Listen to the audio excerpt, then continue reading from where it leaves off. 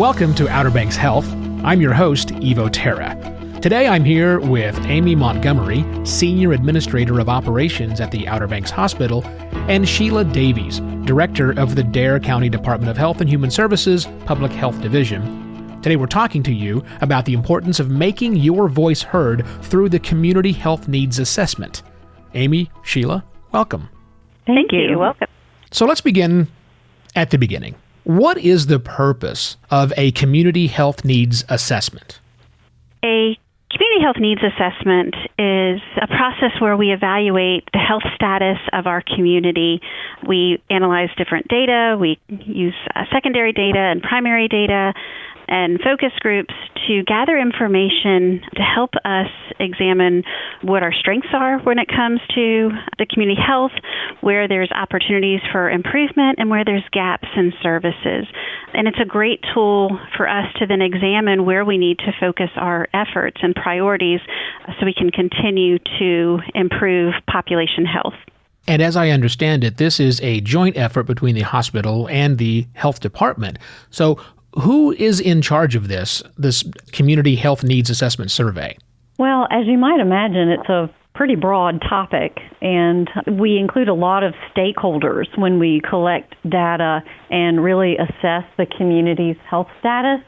And so I would say that the Dare County Department of Health and Human Services and the Outer Banks Hospital partner to facilitate and lead the Community Health Needs Assessment, and the community being involved and really providing input, including many, many stakeholders, is really key to a successful assessment. The Outer Banks Hospital hasn't always been involved in the Community Health Needs Assessment. I know that Sheila would agree community health assessment is an essential public health function that really has historically always been led by a local public health department or a public health agency. And the first Dare County health assessment was conducted in 2002, and then in 2013, the IRS actually required hospitals or nonprofit hospitals, which the Outer Banks Hospital is a nonprofit hospital, to also conduct community health needs assessment. And very quickly, Sheila agreed to partner with the hospital. It was our very first time doing it back in 2013, conducting the assessment. And we have partnered ever since our very first time the hospital was required to be involved. And it's just been really successful ever since that time that we've been involved. I would add that I think that the partnership is pretty unique across the state. Not all hospitals and health departments partner to complete this, but I think that the fact that we do has really enabled a lot of other partnerships that have benefited the community. So many things, including our recent response to COVID-19 and the partnerships that have really helped our community. Yeah, that's good. Let's get into the community benefit, because a Community Health Needs Assessment benefits the community, and it shows the need to make some changes. So let's talk about those changes and specifically how we start to implement the changes we learn from this assessment into our community. So I'm just going to expand a little bit on what Amy was just sharing, because we are so fortunate in Dare County to be blessed by the strength of our partnerships. And the partnership between the Outer Banks Hospital and the Dare County Health Department is just one of those. But as you work through the Community Health Needs Assessment, we work with additional partners. They're members of our Healthy Carolinians of the Outer Banks Partnership. That includes nonprofit groups, other community agencies, government agencies, and just key stakeholders in the community who help us evaluate the data and then create the priorities based on the data. So it's a data-driven process, and then we narrow down based on input and feedback from these key stakeholders and partners. What are we going to focus on over those next 3 years to hopefully move the needle in some of the areas where we have an opportunity to improve? Let's switch to timeline for a moment, because you mentioned 3 years.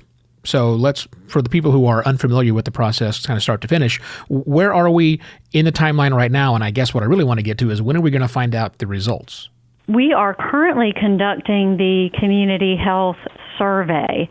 And that is a link that is really easy to access, and we can provide that information for our listeners. But there's a link that is easily accessible, and then there's some questions that take about 5 minutes to complete. And we are really casting a wide net and trying to get just as many individuals in our community to complete the survey. We really are trying to accomplish this because we want a representative sample. We need folks from all walks of life in our community to provide their opinion and their information so we can really get a great snapshot of the current status of health issues in our community and what those opportunities are. And then that survey is open until June 18th. And once the survey closes, Healthy Carolinians of the Outer Banks will turn their attention to really looking at what data is available, that data that Sheila was referencing, health statistics that we collect that are available through state and federal sources, data that we have available here through the hospital and the health department, all types of data that's available to us. And then we combine what we've learned from the community through the survey and the available data, and we bring all of that together in December, and our local group, Healthy Carolinians of the Outer Banks, goes through a prioritization exercise, really looks closely at the data we have collected, and then prioritizes and identifies not only our opportunities but also our strengths, because it's equally as important to celebrate the things that we are doing well in our community. I can give you an example of that. Something that often floats to the top of our assessment is that this is a safe community and a great community to raise children. So that's something that's often a highlight. And then we also prioritize the opportunities. What are some things that we can work on to enhance health and quality of life for individuals in our community? And so once that prioritization is complete, then the group works to develop what's called the Community Health Improvement Plan. And so soon after the holidays are over and we begin the new year, which will be 2022, the community should expect to hear a report of the results. Sheila, a question for you regarding the thing that's been around us all for the last 15 months, COVID-19. Clearly, it's an unusual event, hopefully once in a generation. What are we anticipating the changes COVID-19, how it's going to affect the data that we are capturing with the needs assessment? The first thing I'd like to stress about that is we want to make sure that the ability for folks to give us their input by participating in the survey is not hindered by COVID-19. So Amy mentioned that the survey is easily accessible online. You can either go to the Dare County website or to the Outer Banks Hospital's website and access that survey. And so we just can't stress enough how important it is for folks to engage, and they don't have to go pick up a copy at the library or something like that. They can do it all online.